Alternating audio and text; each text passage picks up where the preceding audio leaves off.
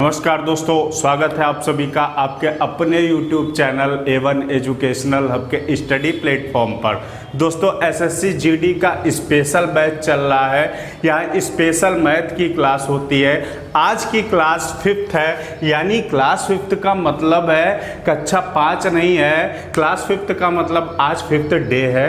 तो शुरू करते एसएससी जीडी के लिए मैथ के इम्पोर्टेंट टॉपिक। हम नंबर सिस्टम पर चल रहे हैं और नंबर सिस्टम में आज हम जानेंगे अभाज्य संख्याओं की पहचान करना और शून्यों की संख्या निकालना। तो वीडियो को कंटिन्यू करते हैं। तो मेरे दोस्तों, आज हम इस वीडियो में जानेंगे अभाज्य संख्या की पहचान करना, कैसे हम फाइंड करें कोई संख्या प्राइम नंबर है या नहीं है।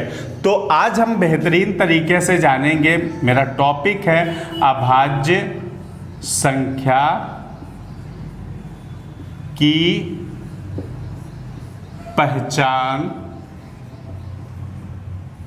पहचान तक ही लिखें। पहचान करना मतलब अभाज्य संख्या की पहचान कैसे हम लोग करें। जैसे मैं एक छोटा सा एग्जाम्पल लेता हूं और छोटे से एग्जाम्पल से आपको बताता हूं। जैसे मैंने 19 लिया। अब मैं आपसे पूछता हूं क्या ये एक अभाज्य संख्या है या नहीं है। तो आपको क्या है, आप सीधे तौर पर बता सकते हैं 19 एक अभाज्य संख्या है, यानी भाज्य नहीं है, कंपोजिट नंबर नहीं है। तो 19 एक अभाज्य संख्या है। क्या करेंगे दोस्तों, अगर यही मैं आपको दे दूं 2307 दे दूं, अगर अब आपसे कहूं क्या ये एक अभाज्य संख्या है, तो यहां से आपको हल्का सा डाउट होगा। आप काटेंगे, किस नंबर से काटेंगे। सबसे पहली बात, काटना हो अगर डिविजिबिलिटी रूल आपने पढ़ा है तो तुरंत विभाजित कर देंगे। अगर नहीं पढ़ा है तो आपको थोड़ा सा टाइम लगेगा। बस उसी टाइम को सेव करने के लिए मैं आपको ट्रिक बताने वाला हूं अभाज्य संख्या की पहचान कैसे करें। सबसे पहले मैं 19 पर आता हूं और दोस्तों ट्रिक समझिएगा, बहुत शानदार ट्रिक है। स्पेशल क्लास है। आप सब रोज 4 बजे, शाम 4 बजे रोज आप तक वीडियो अपडेट हो जाती है। यहाँ से मैं अपलोड करता हूँ। आपका 19 है दोस्तों, एक बार +1 कर देंगे और एक बार -1 कर देंगे। अब +1 करेंगे तो हम सब जानते हैं 19 + 1 20 हो जाएगा। इधर 19 से 1 माइनस करते हैं तो आपका 18 हो जाएगा। अब क्या करना है, अब जो है वो बहुत प्यारी चीज है। क्या करना है, 6 से भाग करना है दोनों को। अब 6 से भाग का क्या लफड़ा है उसे भी समझाने वाला हूं। आपको 6 से भाग करना है और देखना है कोई नंबर जा रहा है क्या। ये नहीं जाएगा आपका, ये नहीं जाएगा, ये डिविजिबल हो जाएगा। अगर कोई एक भी चला गया, कोई जरूरी नहीं है कि आपके दोनों जाए, दोनों भी जा सकते हैं। और नहीं गए तो आपका एक भी चला जाएगा। अगर 6 से इसमें से कोई नंबर आपका डिविजिबल है तो संख्या क्या होगी मेरे प्यारे दोस्तों, बहुत प्यारी चीज निकाली है, संख्या अभाज्य होगी। 19 एक प्राइम नंबर है। इतना बेहतरीन तरीका है। यहाँ 2307 ले लेते हैं। 2307 क्या है, यहाँ से हम लोग +1 करते हैं और -1 करते हैं। +1 करेंगे तो आपका कितना आएगा, 2308 आ जाएगा। और -1 करेंगे तो 2300 आपका 6 आ जाएगा, 2306 आ जाएगा। अब इसे क्या करते हैं, हम 6 से डिवाइड करते हैं मेरे दोस्तों। 6 से डिवाइड करेंगे अगर हम, तो अब देख लेते हैं भाई संख्या कटेगी या नहीं कटेगी। 6 आपका 6 तिया 18 हो जाएगा और 5 बचेगा और 6 8 48 2 बचेगा, डिविजिबल नहीं होगा 6 से। ये आपका देख लेते हैं भाई, 2 से है, 3 से देख लेते हैं, वही 6 की डिविजिबिलिटी होती है। 3 2 5 8 5 13, ये भी डिविजिबल नहीं है। तो अगर डिविजिबल नहीं है तो संख्या ये एक अभाज्य संख्या नहीं है। और जब अभाज्य नहीं है तो क्या है, कंपोजिट नंबर है। क्या है, कंपोजिट नंबर है। ये एक अभाज्य संख्या नहीं है। अगर आप एसएससी जीडी की क्लास देख रहे हैं मेरी, तो आपको बहुत बेहतरीन चीज़ें आपको सिखाने वाला हूँ। पूरा मैथ का कोर्स जितना भी पूछा जाएगा, रीजनिंग और मैथ की गारंटी मेरी। आप सिर्फ फिजिकल निकालिए।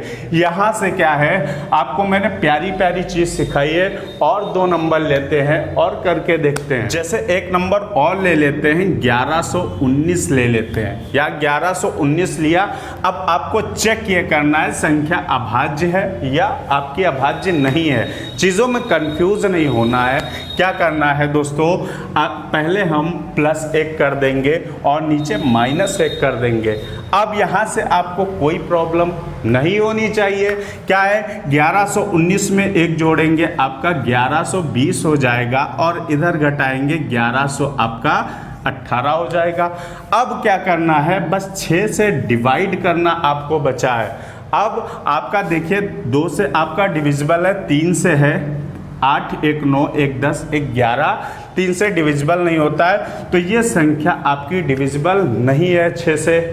अब इधर देख लेते हैं, 2 से है, 3 से देख लेते हैं, 2 1 3 1 4, 4 भी 3 से डिविजिबल नहीं है, यानी 2 से संख्या डिविजिबल है लेकिन 3 से नहीं है ना। और 6 की डिविजिबिलिटी होती है 2 और 3 दोनों से डिवाइड हो, तो ये भी नहीं है।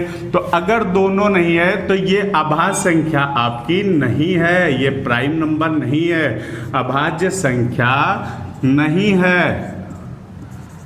यानी अगर अभाज्य नहीं है तो क्या है, अगर प्राइम नहीं है तो यार सीधी सी बात है, कंपोजिट है। और कंपोजिट नंबर ये है आपका, ये एक प्राइम नंबर नहीं है। मैंने ट्रिक से फाइंड कर लिया है।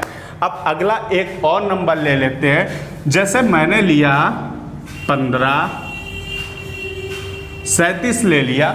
अब ऐसे करके कुछ नंबर ले लिया, नंबर याद नहीं है, बस आपके सामने ले रहा हूं और टेस्ट करके आपको बता रहा हूं। क्या करेंगे, +1 कर देंगे, -1 कर देंगे। +1 करेंगे आपका 15 38 हो जाएगा, और -1 करेंगे तो 15 आपका 36 हो जाएगा। अब 6 से डिवाइड कर दीजिए। 6 से डिवाइड करेंगे तो क्या हो जाएगा, 2 से संख्या कट रही है भाई, 3 से देख लेते, 5 1 6 3 9 6 आपका 15, यानी ये आपका 6 से डिविजिबल है। ये 6 से आपका डिविजिबल है। इसे चेक करिए या ना करिए, छोड़ दीजिए। अगर एक भी मैंने कहा डिविजिबल हो जाएगा तो संख्या क्या हो जाएगी, प्राइम नंबर हो जाएगी। संख्या क्या हो जाएगी, प्राइम नंबर हो जाएगी। समझे, बिल्कुल क्लियर है। यहां तक मैंने आपको कोई कंफ्यूजन अगर न लगा हो तो आगे और मैं अभी ट्रिक आपको बताने वाला हूं दोस्तों। कौन सी ट्रिक बताने वाला हूं, ट्रिक आपको बताने वाला हूं नंबर ऑफ जीरोस फाइंड करना, यानी शून्यों की संख्या ज्ञात करना।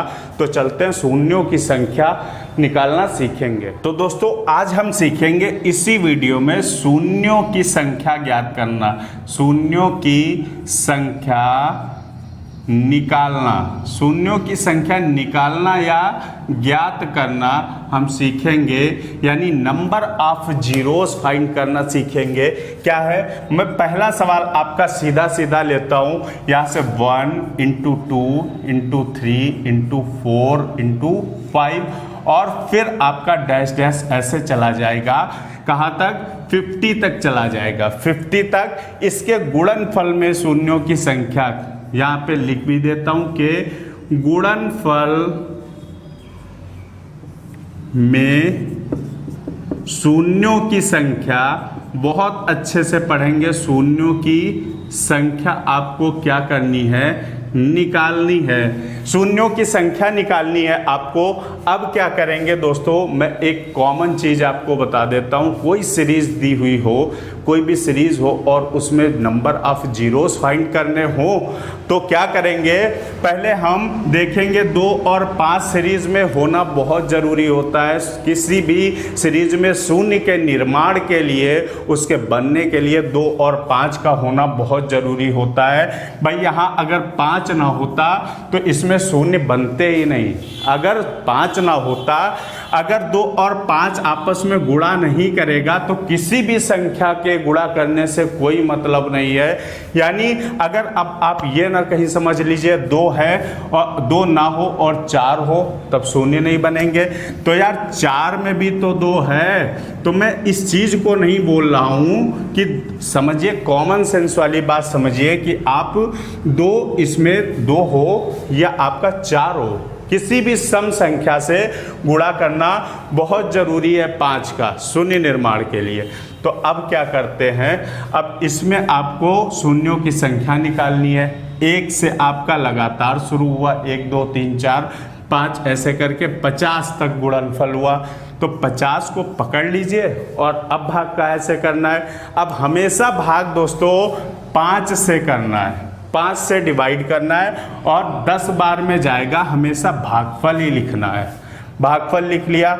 अब 10 ये भागफल जो आया अभी 5 से बड़ा है, 5 से बड़ा है तो एक बार फिर से करेंगे, 10 को 5 से भाग करेंगे, 2 आया भागफल, 2 लिख लिया। अब 2 आपका है वो 5 से छोटा हो गया, बड़ा होता तो अब भी भाग करते, लेकिन क्या है छोटा हो गया है। तो इसका मतलब है आपका कि अगर संख्या तब तक भाग करते रहेंगे भागफल को, लास्ट भागफल को आप तब तक भाग करते रहेंगे 5 से, जब तक वो 5 से छोटा ना हो जाए। क्या है, अब आपको 2 छोटा हो गया 5 से, भाग करना नहीं, छोड़ देंगे। अब इन्हें जोड़ लेना, 10 2 12, कितने शून्य होंगे मेरे दोस्तों, 12 शून्य होंगे 1 से 50 तक के गुणनफल में। अगर मैं यही आपको सवाल दे दूं, अगर मैं दे दूं 300 के गुणनफल में शून्यों की संख्या, तो आप कैसे निकालेंगे शून्यों की संख्या। आप क्या करेंगे, 300 देखेंगे, 300 को 5 से डिवाइड करेंगे, 5 से करेंगे, 5 छक्का 30, 0, आप भागफल को लिख लेंगे ऐसे। फिर 60 को फिर से 5 से करेंगे, 5 12 हो जाएगा तो 12 लिख लेंगे। अभी 12 भी 5 से बड़ा है तो अभी डिवाइड करना है भाई, 12 को भी 5 से डिवाइड करेंगे, 5 से करेंगे तो 5 दूनी 10 हो जाएगा, 5 दूनी 10 हो जाएगा। रिमाइंडर से मुझे कोई मतलब नहीं है, शेषफल से कोई मतलब ही नहीं है, भागफल सिर्फ लिखेंगे। 5 दूनी आपका 10 हो जाएगा 2। अब ये 2 आपका 5 से छोटा हो गया। अब क्या करेंगे, सबको मेरे बाबू लोगों सबको क्या कर देंगे, आप प्लस कर देंगे, ऐड कर देंगे, सम कर देंगे। 60 10 70 2 72 और 2 74 आपका यही आंसर है। इसके गुणनफल में शून्य कितने बनेंगे आपके, 74 बनेंगे, 74 बनेंगे। अगला नंबर ले लेते हैं दोस्तों। तो अगला 3 नंबर आपका दोस्तों सवाल है, क्या है आपका 1 × 3 × 5 × 7 ऐसे चलता चला जाएगा आपका कितना, मान लीजिए 253 तक गया और फिर आपसे क्या है इसके गुणनफल में शून्यों की संख्या पूछ रहा है, नंबर ऑफ जीरोस। अब इस सीरीज को देखिए, बहुत गौर से देखिए, ध्यान से देखिए। क्या है, मैंने कहा है शुरू में ही आपको बताया है कि किसी भी सीरीज में शून्य के निर्माण के लिए दोस्तों 2 का होना बहुत जरूरी होता है। और इस सीरीज में आपको 2 कहीं दिख रहा है, 2 दिखे या 4 दिखे या 6 दिखे, यानी कोई इवन नंबर दिखता है तो उसमें 2 जरूर होता है। तो इसमें आपको कोई इवन तो दिख नहीं रहा है और सीधे तौर पर 2 नहीं दिख रहा है आपको। तो क्या है, आपको जब 2 नहीं कहीं दिख रहा है तो इसमें जीरो की संख्या ही 0 हो जाएगी, यानी शून्यों की संख्या इसमें 0 हो जाएगी। एक भी शून्य इस सीरीज में नहीं बनेंगे। तो अब हम चौथा सवाल इसी में लेते हैं। चौथा सवाल आपका, जैसे मैं लिख रहा हूं, आपका चौथा सवाल क्या है, 1 स्क्वायर × 2 स्क्वायर × 3 स्क्वायर, ऐसे आपका 4 स्क्वायर × 5 स्क्वायर ऐसे चला जाएगा आपका, मान लीजिए 400 का स्क्वायर। इसके गुणनफल में आपको शून्यों की संख्या निकालनी है। अब देखिएगा, टाइप देखिएगा, इसका स्क्वायर है। अब स्क्वायर है तो क्या करेंगे, कोई डरने वाली बात नहीं, क्योंकि A1 एजुकेशनल हब आपके साथ है और आप भी उसका हाथ पकड़िए, आपका काम होता चला जाएगा। क्या है, यहाँ से 1 थोड़ी देर के लिए हम ये आपका स्क्वायर जो लगा है, वर्ग लगा है, इसे भूल जाते हैं। अब क्या करते हैं, तो मेरी जब स्क्वायर भूल जाएंगे तो मेरी सीरीज क्या हो जाएगी भाई, क्या ये सीरीज नहीं हो जाएगी, ये सीरीज नहीं हो जाएगी।